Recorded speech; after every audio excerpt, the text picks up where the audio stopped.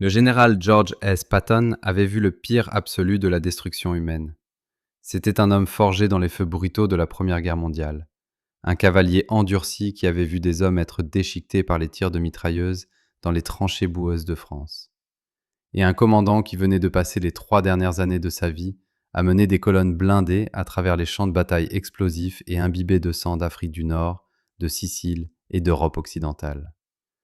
Il était connu du monde entier sous le surnom de #0 un général brillant mais impitoyable, célèbre pour porter des revolvers à crosse d'ivoire et pour croire que le plus grand honneur qu'un homme puisse atteindre était de mourir en combattant pour son pays. Patton n'était pas un homme que l'on choquait facilement. Il avait traversé des villes en ruines et des forêts en flammes sans même cligner des yeux. Mais rien dans sa longue et violente carrière militaire, rien dans tous les manuels de l'art de la guerre, et rien dans ses pires cauchemars n'aurait pu le préparer à ce qu'il allait voir au printemps 1945. Lorsque la troisième armée des États-Unis enfonça enfin son chemin jusqu'au cœur de l'Allemagne et franchit les lourdes portes de bois d'un endroit appelé Ohrdruf, le légendaire général Patton fit quelque chose que personne ne l'avait jamais vu faire auparavant. Il s'effondra. L'homme qui avait un jour giflé un soldat américain en larmes pour avoir montré sa faiblesse. L'homme qui exigeait de tous ceux qui l'entouraient une dureté absolue et inébranlable, fut physiquement mis à genoux.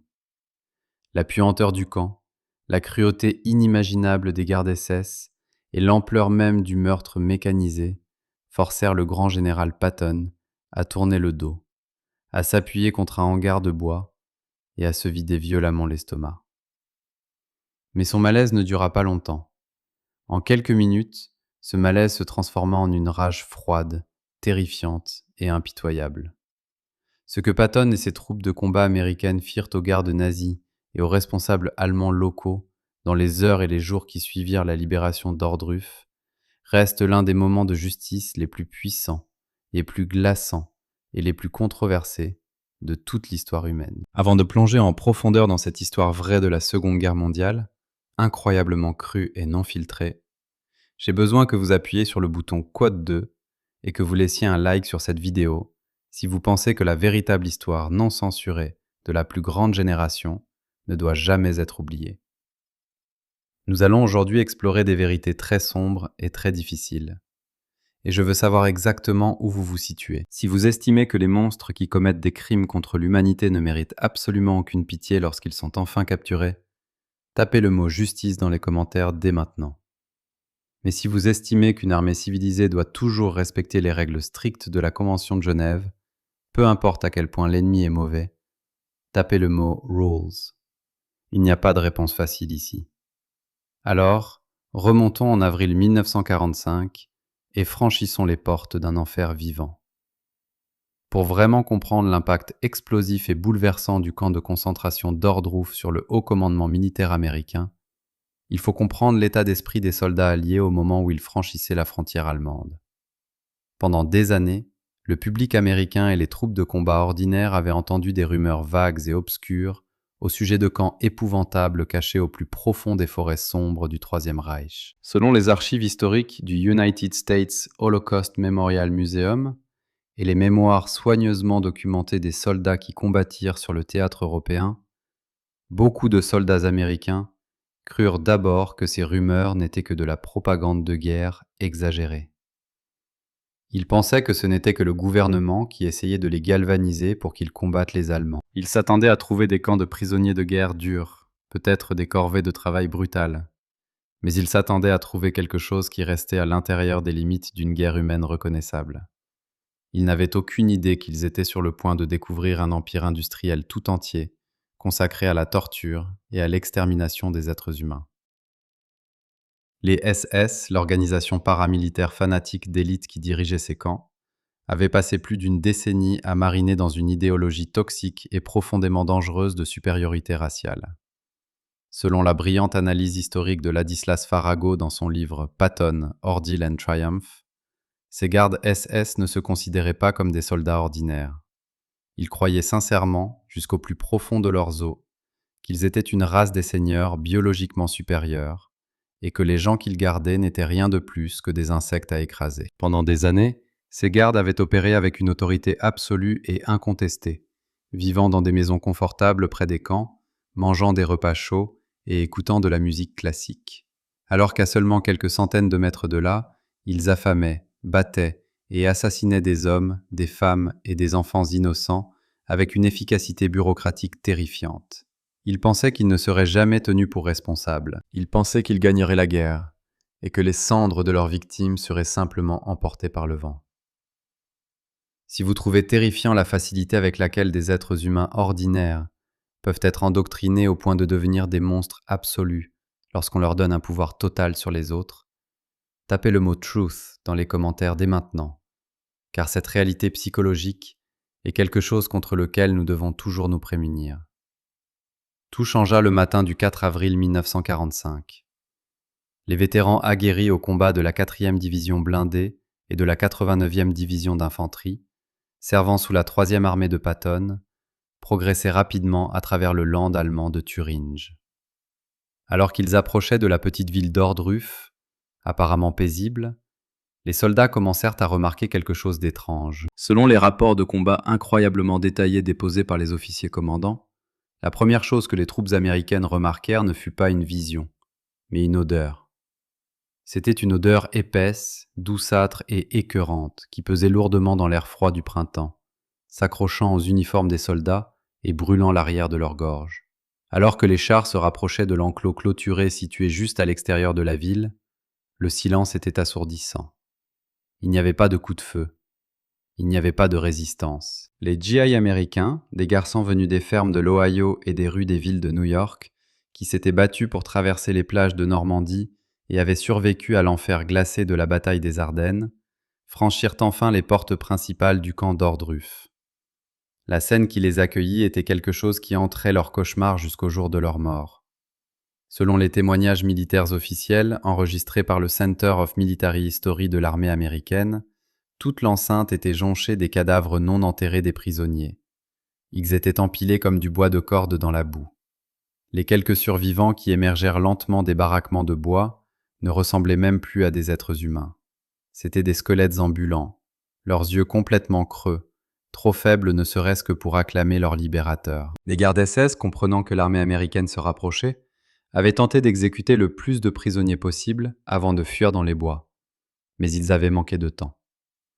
Les soldats américains, des fantassins endurcis et marqués par les batailles, qui avaient vu leurs propres meilleurs amis être déchiquetés au combat, laissèrent tomber leurs fusils et pleurèrent ouvertement. Certains tombèrent à genoux et vomirent dans la terre.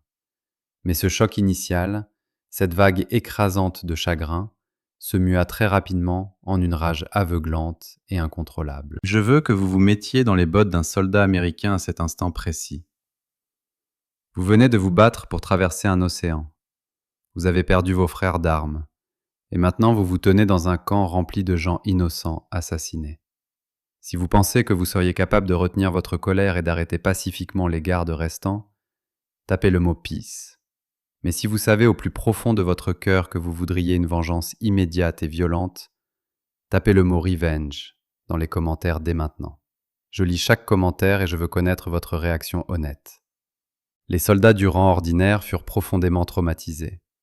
Mais le moment décisif de la libération d'Ordruf survint 8 jours plus tard, le 12 avril 1945. Le commandant suprême allié, le général Dwight D. Eisenhower, accompagné du général Omar Bradley et du général George S. Patton, arriva au camp pour voir lui-même les horreurs. Ce fut un rassemblement sans précédent de puissance militaire. Les 3 hommes les plus importants de tout l'effort de guerre européen marchaient ensemble à travers les terrains boueux et imbibés de sang d'un camp de concentration.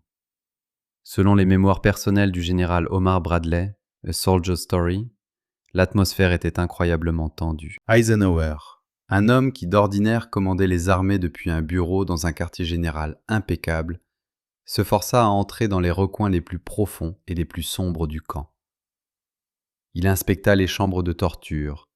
Il s'avança jusqu'aux piles de corps en décomposition. Bradley nota que le visage d'Eisenhower devint complètement blême, presque gris, et que sa mâchoire était tellement crispée qu'elle semblait sur le point de se briser. Eisenhower savait qu'il devait voir chaque détail terrible, parce qu'il savait que l'humanité tenterait, à terme, de l'oublier. Mais la réaction la plus choquante vint du général Patton.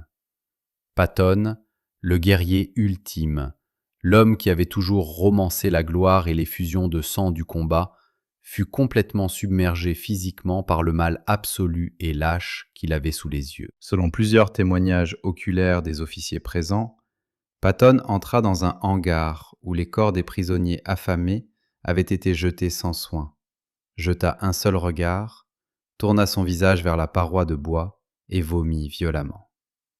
La puanteur et l'horreur avaient percé sa lourde armure de dureté militaire. Lorsqu'il finit par retrouver son sang-froid, son visage était rouge et ses yeux brûlaient d'une haine qu'aucune armée allemande n'avait jamais provoquée chez lui. Patton se tourna vers Eisenhower et Bradley et déclara, d'une voix tremblante de pure rage, qu'il devait faire en sorte que le peuple allemand voie cela. Il comprit, dans son esprit militaire brillant et calculateur, que ce n'était pas seulement une victoire militaire. C'était une guerre psychologique, et la mythologie nazie de la race des seigneurs devait être complètement et définitivement détruite dans l'esprit des citoyens allemands ordinaires qui vivaient juste au bout de la route. Si vous respectez le fait que ces généraux légendaires ne détournèrent pas le regard, mais se forcèrent à être témoins du pire absolu de la nature humaine, tapez le mot « respect » dans les commentaires pour honorer leur courage. Pendant que les généraux élaboraient leurs réponses stratégiques, les troupes de combat américaines sur le terrain rendaient leur propre forme de justice immédiate et brutale. Les archives historiques de ce que les GI ordinaires firent aux gardes SS qui eurent l'imprudence de se faire prendre dans le camp d'Ordruf ou à proximité sont incroyablement complexes, profondément controversées et souvent soigneusement aseptisées dans nos manuels d'histoire moderne. Mais nous sommes ici pour dire la vérité sans fard. Selon de nombreux récits historiques et histoires orales fournis par les vétérans de la Troisième Armée, lorsque les soldats américains trouvèrent les gardes qui avaient torturé et exécuté ces prisonniers affamés, les règles strictes de la Convention de Genève se dissipèrent complètement dans la fumée du camp en flammes. Les GI ne voyaient pas ces hommes des SS comme des combattants ennemis ayant droit aux protections d'un prisonnier de guerre. Ils les voyaient comme des animaux enragés. Dans de nombreux cas documentés, lorsque les troupes américaines rassemblèrent les gardes restants, elles ne les conduisirent pas poliment vers un enclos de détention. Au lieu de cela, elles forcèrent les officiers SS, propres, bien nourris et arrogants, à marcher à travers les pilles des morts. Elles les forcèrent à regarder dans les visages creux des survivants qu'ils avaient tourmentés. Et dans une démonstration terrifiante de représailles brutes et sans filtre, les soldats américains tendirent souvent simplement leurs propres lourds fusils M1 Garand ou leurs lourdes matraques en bois aux détenus libérés du camp. Puis les Américains tournèrent volontairement le dos et s'éloignèrent. Le bruit des coups de feu, le bruit de cris violents et le bruit brutal des passages à tabac résonnèrent à travers le camp pendant des jours, tandis que les victimes affamées finissaient par mettre en pièces leurs anciens bourreaux. Et les soldats américains, des hommes qui avaient été élevés dans des villes civilisées et respectueuses des lois, aux États-Unis, restèrent là à laisser cela se produire, fumant leurs cigarettes et ne versant aucune larme pour les nazis agonisants. S'agissait-il d'un crime de guerre, ou s'agissait-il de la forme la plus pure de justice naturelle que le monde ait jamais vue? C'est une question dont les historiens débattent depuis près de 80 ans. Si vous estimez que les soldats américains étaient totalement justifiés de détourner le regard pendant que les détenus prenaient leur revanche, tapez le mot « justified » dans les commentaires dès maintenant.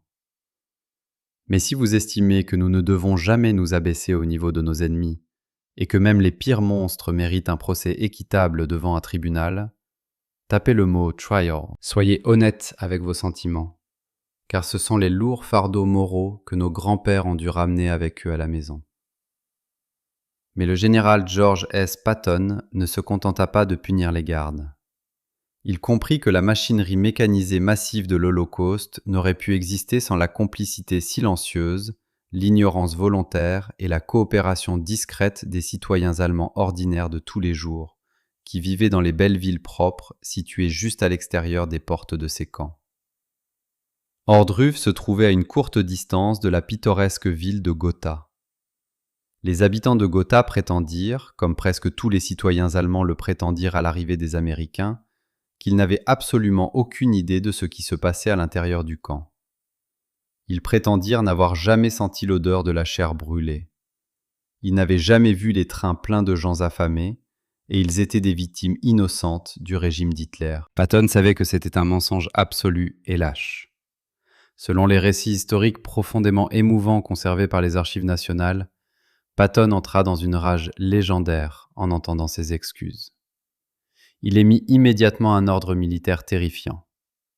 Il ordonna à sa police militaire de descendre jusqu'à la ville de Gotha et de traîner le maire local, un homme qui avait confortablement supervisé la ville pendant que des milliers de personnes mouraient à son seuil, ainsi que sa femme et plusieurs citoyens éminents, jusqu'en haut de la colline, jusqu'au camp de concentration d'Ordruf. Patton allait forcer la population civile à mettre le nez dans le bain de sang qu'elle avait laissé se produire.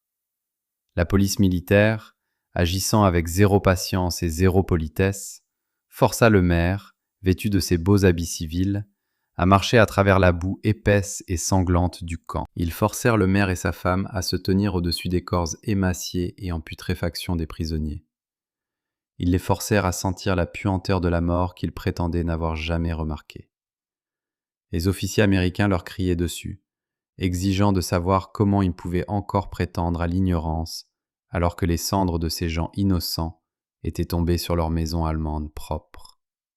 L'impact psychologique de cette visite forcée fut dévastateur d'efficacité, et le résultat fut quelque chose que personne n'avait entièrement prédit. Cette nuit-là même, après être rentrés dans leur maison confortable de la ville de Gotha, le maire et sa femme, complètement brisés par la culpabilité écrasante, par l'horreur pure de ce qu'ils avaient été forcés de voir, et par la prise de conscience accablante que le monde entier connaissait désormais la vérité sur leur société, mirent fin à leur jour.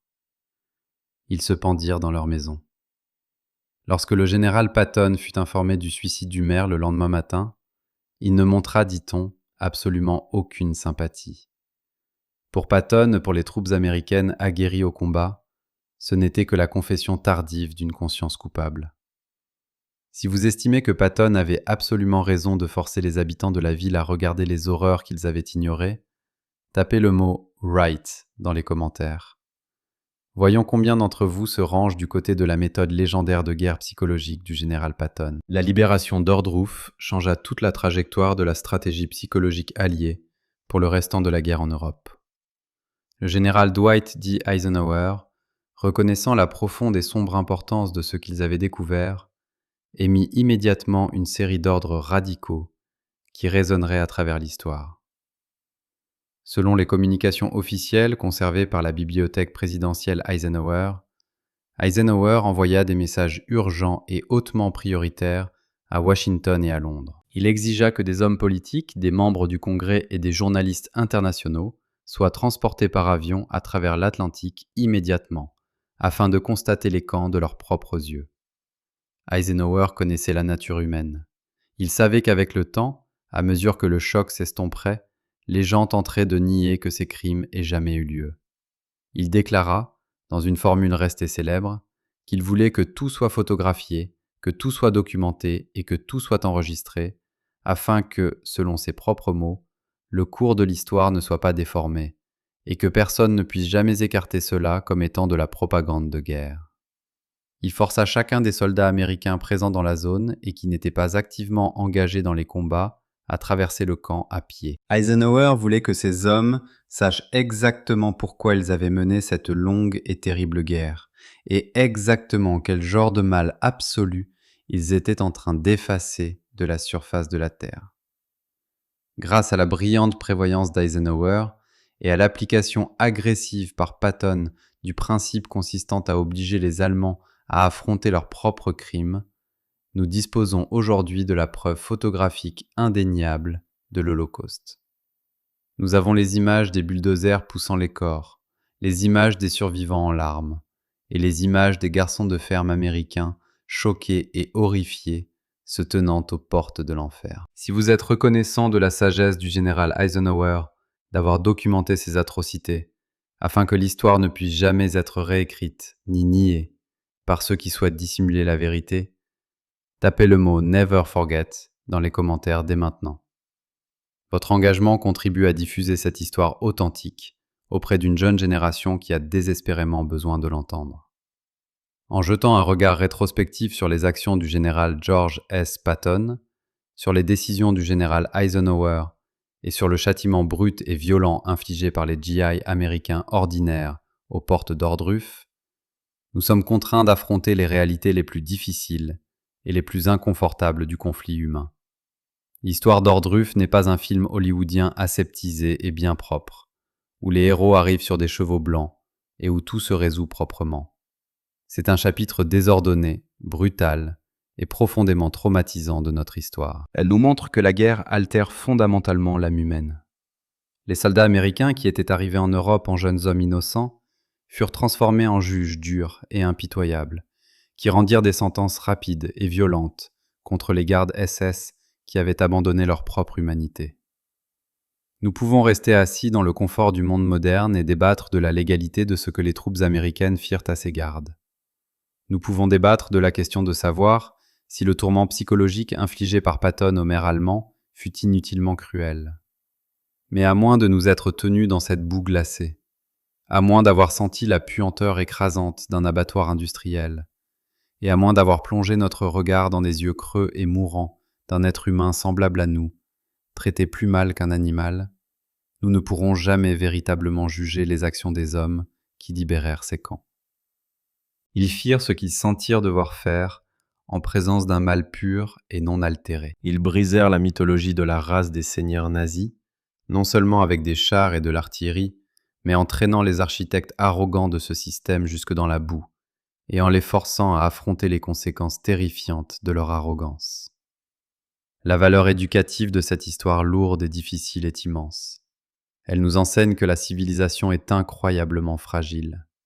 Elle nous enseigne que des gens ordinaires peuvent facilement devenir complices des crimes les plus horribles s'ils choisissent de regarder ailleurs. Tout comme les habitants de Gotha. Et plus important encore, elle nous enseigne qu'il existe des moments dans l'histoire où le mal doit être affronté avec une force absolue et sans compromis. Alors que nous concluons cette plongée approfondie dans les recoins les plus sombres de la Seconde Guerre mondiale, je veux vous laisser avec une dernière pensée, et je veux entendre votre voix dans les commentaires. Pensez-vous que le monde moderne a tiré les leçons d'Ordruff? Ou pensez-vous que nous sommes encore capables de regarder ailleurs pendant que des atrocités se produisent?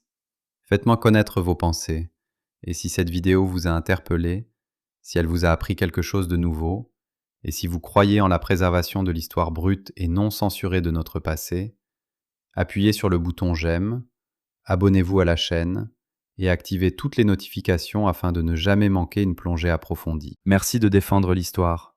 Merci d'honorer la mémoire de ceux qui ont souffert et je vous retrouverai dans le prochain épisode.